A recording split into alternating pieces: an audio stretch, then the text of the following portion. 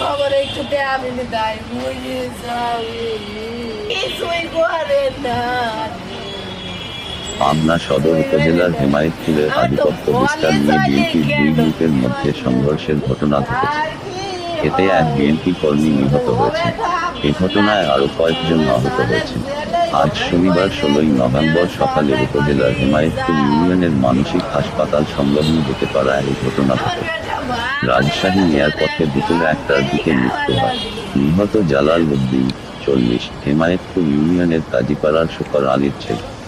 Police ও স্থানীয়রা জানান, বেশ কয়েকদিন ধরে ইউনিয়নের সাবেক চেয়ারম্যান ও জেলা বিএনপির সদস্য মুমতাজ আলীর সঙ্গে ইউনিয়ন বিএনপির সাবেক সাধারণ সম্পাদক আবুল হাসেম গ্রুপের বিরোধ চলছে। শুক্রবার রাতে ওই এলাকার ইসলামী জলসা নিয়ে বাকবিতণ্ডা হয় তাদের মধ্যে। সেই সূত্রে ধরে সকালে দুই পক্ষের মধ্যে সংঘর্ষের ঘটনা ঘটে। এতে কয়েকজন আহত হন।